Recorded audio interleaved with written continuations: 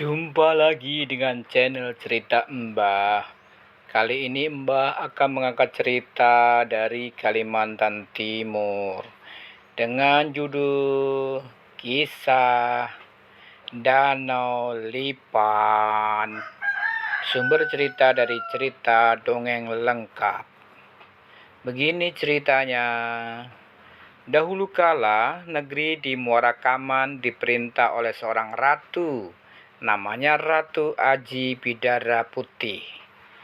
Ratu Aji Bidara Putih adalah seorang gadis yang cantik jelita, anggun pribadi dan penampilannya serta amat bijaksana.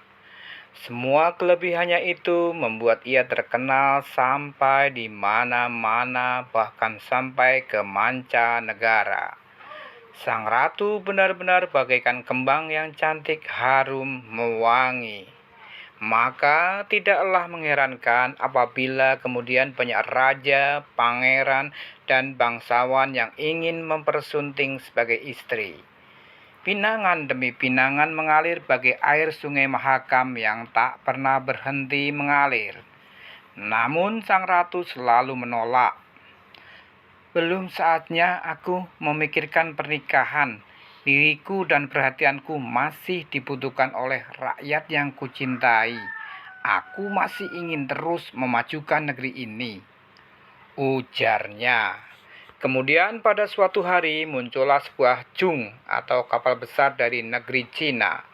Kapal itu melayari sungai Mahakam yang luas sebagai lautan, menuju ke arah hulu hingga akhirnya berlabuh tidak jauh dari pelabuhan negeri Muara Kaman.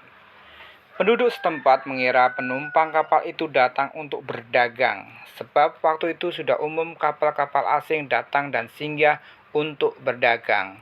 Akan tetapi ternyata penumpang kapal itu mempunyai tujuan yang lain. Sesungguhnya kapal itu adalah kapal milik seorang pangeran yang terkenal kekayaannya di negeri Cina. Ia disertai pasukan prajurit yang gagah perkasa dan amat mahir dalam ilmu bela diri. Kedatangannya ke Muara Kaman semata-mata hanya dengan satu tujuan.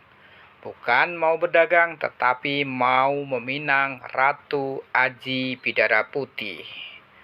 Kemudian turunlah para utusan sang pangeran. Mereka menghadap Ratu Aji Bidara Putih di istana negeri. Mereka membawa barang-barang antik dari emas dan keramik Cina yang terkenal.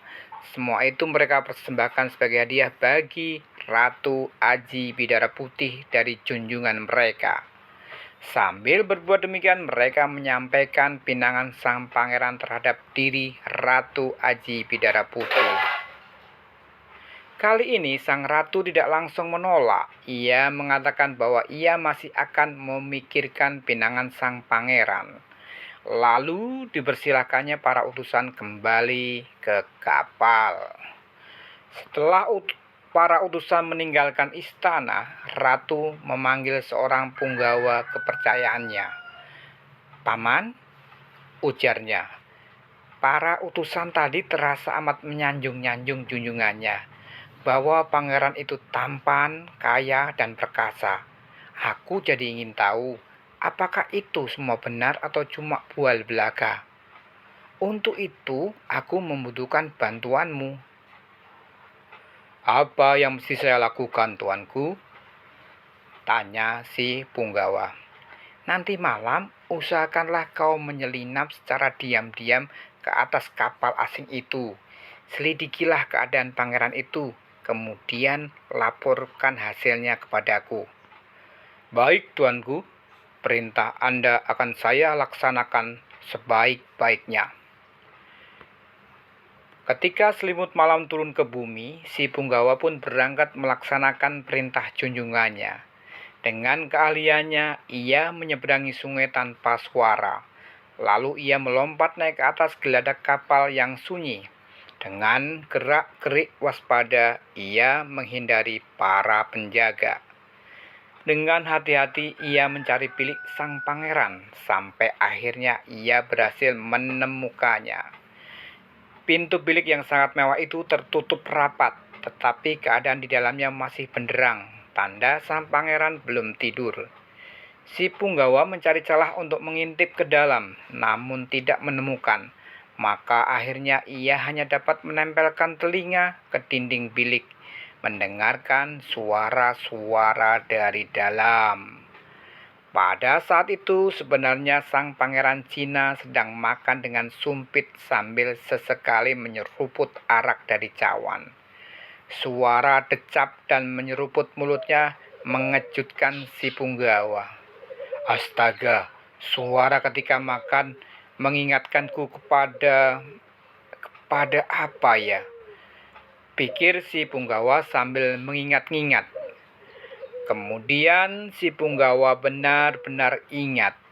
Pada waktu ia berburu dan melihat babi hutan sedang minum di anak sungai, suaranya juga berdecap-decap dan menyeruput seperti itu. Ia juga teringat pada suara dari mulut anjing dan kucing ketika melahap makanan. Iya, benar-benar persis. Persis seperti suara yang kudengar. Jadi, jangan-jangan... Tiba-tiba mata si Punggawa terbelalak seperti orang teringat sesuatu yang mengejutkan. Hampir serentak dengan itu ia pun menyelinap meninggalkan tempat bersembunyinya. Ia meninggalkan kapal dan cepat-cepat kembali untuk melaporkan kepada Ratu Aji Bidara Putih. "Kau jangan mengada-ada, Paman," tegur Ratu setelah mendengar laporan Punggawa itu. "Saya tidak mengada-ada, tuanku. Suaranya ketika makan tadi meyakinkan saya," kata si Punggawa. "Pangeran itu pasti bukan manusia seperti kita. Pasti dia siluman.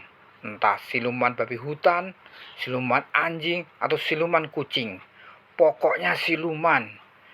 Hanya pada waktu siang ia berubah wujud menjadi manusia. Percayalah, tuanku, saya tidak mengada-ada." Penjelasan si Punggawa yang meyakinkan membuat Ratu Aji Bidara Putih akhirnya percaya.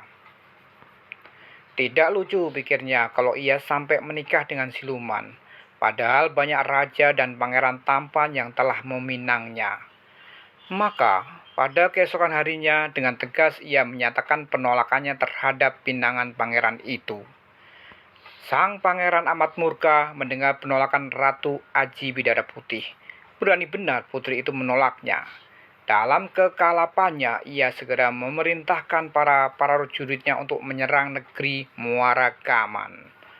Para prajurit itu menyerbu negeri Muara Kaman. Tentara bahwa mereka lebih berpengalaman dalam seni bertempur. Para prajurit Muara Kaman terdesak, korban yang jatuh akibat pertempuran itu semakin bertambah banyak. Sementara para prajurit suruhan sang pangeran makin mendekat ke arah istana. Ratu Aji Bidara Putih merasa sedih dan panik. Namun kemudian ia berusaha menenangkan pikirannya.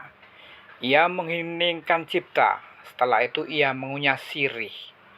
Kemudian kunyahan sepah sirih digenggamnya erat-erat. Lalu berkata, "Jika benar aku keturunan raja-raja yang sakti, terjadilah sesuatu yang dapat mengusir musuh yang sedang mengancam negeriku." Serentak dengan itu, dilemparkannya sepah sirih itu ke arah pertempuran. Dan astaga, lihatlah. Tiba-tiba sepah sirih itu berubah menjadi lipan-lipan raksasa yang amat banyak jumlahnya. Lipan-lipan yang panjangnya lebih dari 1 meter itu segera menyerang para prajurit pangeran Cina. Para prajurit itu menjadi ketakutan. Mereka lari tunggang langgang dan kembali ke kapal. Tetapi lipan-lipan itu tidak berhenti menyerbu. 3 ekor lipan raksasa mewakili kelompoknya. Mereka berenang ke kapal lalu membalikannya hingga kapal itu tenggelam beserta seluruh penumpang dan isinya. Tempat bekas tenggelamnya kapal itu hingga kini oleh penduduk Muara Kaman disebut Danau Lipan. Konon, menurut empunya cerita, dulu di tempat ini sesekali ditemukan barang-barang antik dari negeri Cina. Demikianlah kisahnya, semoga dapat bermanfaat dan menambah wawasan tentang kecintaan kepada Nusantara. Sampai jumpa dengan channel Cerita Mbah. Jangan lupa untuk like, share, dan subscribe ya. Terima kasih. Bye-bye.